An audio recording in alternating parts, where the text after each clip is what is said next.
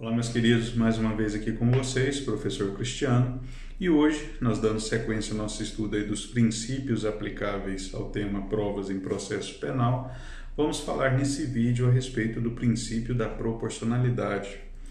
Vejam só, para muitos doutrinadores da área do direito constitucional, a proporcionalidade, o exame da proporcionalidade, assim também como o exame da razoabilidade, mais do que princípios, são técnicas utilizadas para ponderação de valores que aparentemente estariam em conflitos em uma determinada situação, aqui particularmente falando da situação processual. Vejam só, como seria, o que compreenderia o princípio da proporcionalidade? Primeiro, um exame de equivalência ou de proporção, de exigência de um sacrifício, um sacrifício de um direito, de uma garantia, de um valor constitucional. Normalmente se utiliza dessas técnicas da ponderação e da razoabilidade quando o aplicador do direito, o intérprete da norma, num caso concreto, tenha que mitigar um valor constitucional para fazer realizar ou para fazer concretizar um outro valor constitucional. Normalmente, esses valores estariam representados em princípios constitucionais previstos no texto da Constituição. Basicamente, seria você, diante de uma situação, indagar: o valor constitucional que eu quero realizar, a norma constitucional que eu quero fazer prevalecer nessa situação, está me exigindo sacrificar um outro valor, um outro princípio constitucional. A proporção, essa é a pergunta que se faz, a proporção nesse sacrifício que eu vou estar fazendo em detrimento daquilo que eu vou estar realizando? E logo em seguida você emenda a pergunta: é razoável exigir esse sacrifício? Se esse esclarecimento inicial aparentemente não está tão claro assim para vocês, o exemplo, e aí exemplo pertinente ao tema provas em processo penal, talvez possa vir a aclarar ainda mais como essas técnicas são utilizadas. Como eu até coloquei no material de vocês, o princípio da proporcionalidade ele acaba se desdobrando em três aspectos.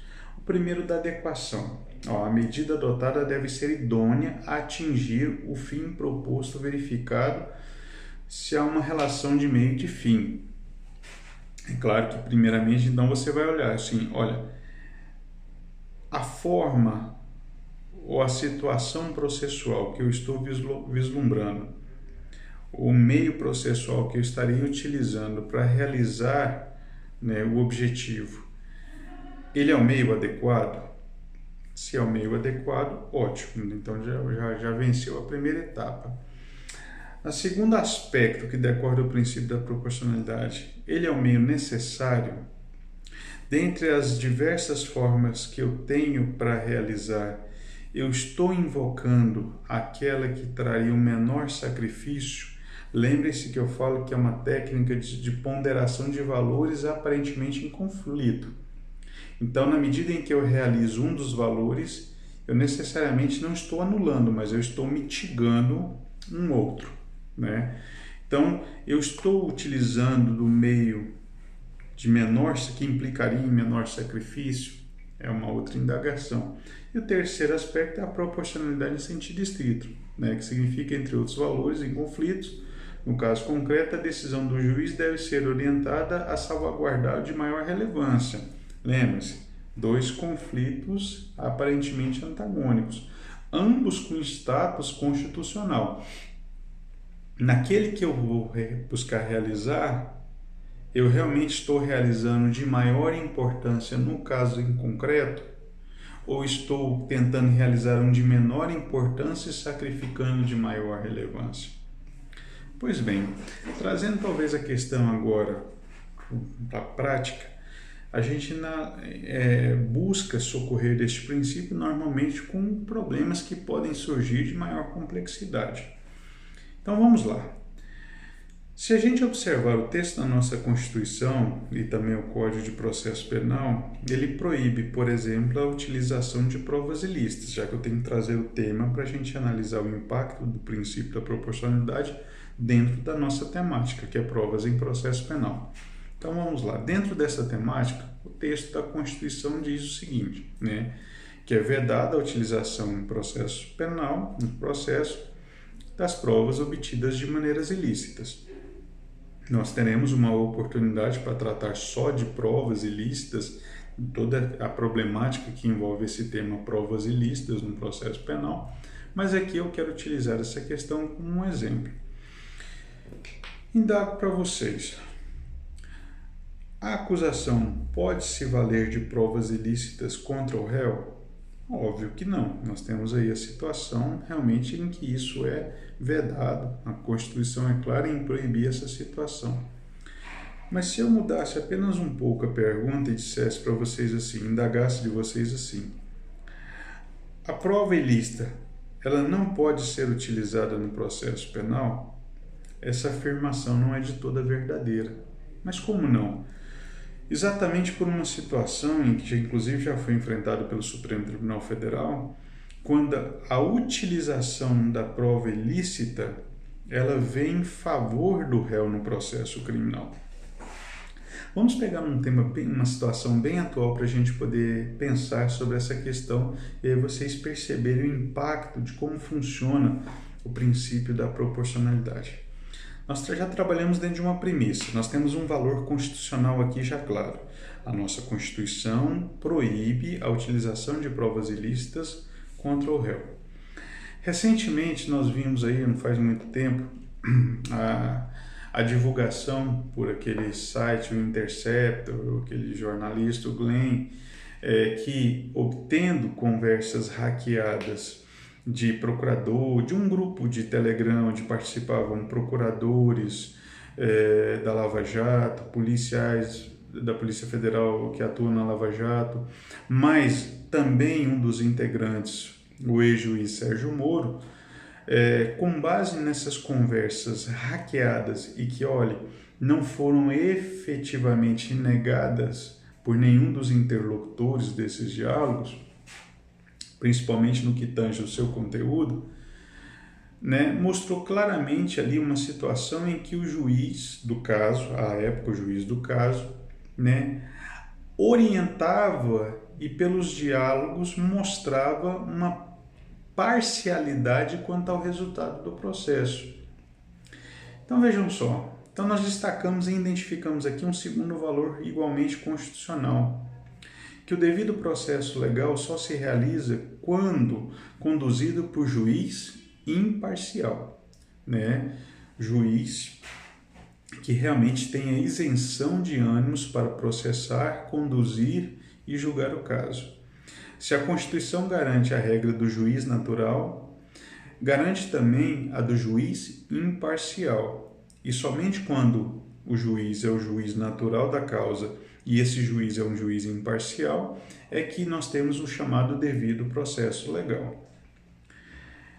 Bom, muitos dos que defenderam, os participaram desse diálogo e, portanto, os agentes da persecução penal que trabalharam no processo da Lava Jato, basicamente invocavam a ideia de que jamais esses diálogos ou essas conversas hackeadas poderiam ser utilizadas pela defesa dos acusados na Lava Jato, entre eles o ex-presidente Lula, porque a obtenção dessas provas teriam sido obtidas de maneira ilícita, pelo hackeamento, quebra de sigilo, dos interlocutores nesses diálogos, desse grupo Telegram. A Constituição garante a intimidade das conversas, enfim.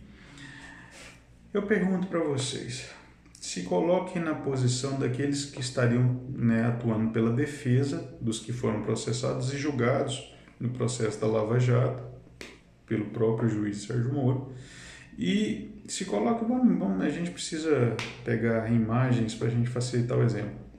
Imaginem-se na defesa do ex-presidente Lula.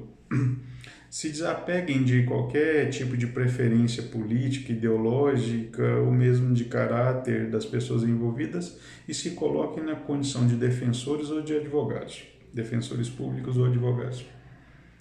Vocês requereriam a abertura do caso ou em sede de recursos que estariam tramitando no STJ ou no STF, ou mesmo por meio de um habeas corpus, vocês buscariam reexaminar o julgamento desse caso com base nessas conversas interceptadas, já que não foram, o seu conteúdo não foi efetivamente negado por nenhum dos interlocutores? Sim ou não? Não utilizariam porque foram obtidas de maneira ilícita e é inadmissível no processo penal as provas obtidas de maneira ilícita, ou buscariam algum artifício, vamos dizer assim, na verdade, algum argumento, é a melhor palavra, argumento jurídico, de cunho hermenêutica para poder justificar a utilização desse material para cassar a sentença condenatória do seu cliente. Então vamos lá, como é que você percebe como é que você utiliza o princípio da proporcionalidade aqui neste caso? Primeira coisa, você precisa identificar os valores em conflito.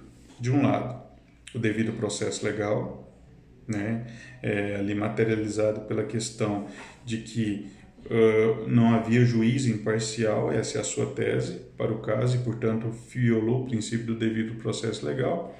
Mas, do outro lado, principalmente aqueles que querem garantir a manutenção da decisão proferida nesse processo, vão invocar a proibição, a vedação constitucional da utilização de provas obtidas de maneiras ilícitas, ou de maneira ilícita.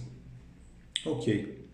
Você que está buscando cassar essa sentença condenatória proferida nesse processo, vai argumentar que, invocando o princípio da proporcionalidade, primeiro você vai dizer, olha, o devido processo legal, que está nesse caso como um instrumento de garantia da liberdade daquele que está submetido à persecução penal, deve prevalecer em detrimento dessa proibição da utilização das provas ilícitas.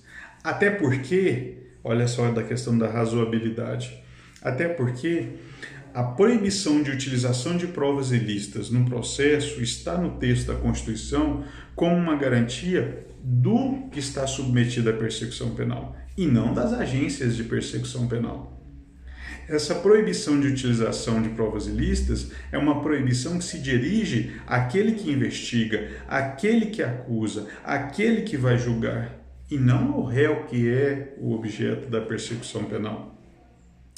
De modo que, fazendo essa ponderação de valores, analisando a questão da proporcionalidade e da razoabilidade, você vai mitigar, você não anula, mas você vai mitigar, diminuir a importância dessa proibição da utilização das provas ilícitas, nesse caso concreto, de modo a que fundamentar a possibilidade de utilização dessas provas para demonstrar que houve a violação do princípio devido processo legal e, portanto, buscar o resultado desejado, que é exatamente a cassação dessa condenação, dizendo que essa decisão é nula porque ela foi proferida por um juiz que não guardava a necessária, a devida imparcialidade para o processamento e o julgamento do feito. E como você vai demonstrar que esse magistrado não guardava a devida imparcialidade para o processamento e o julgamento do feito?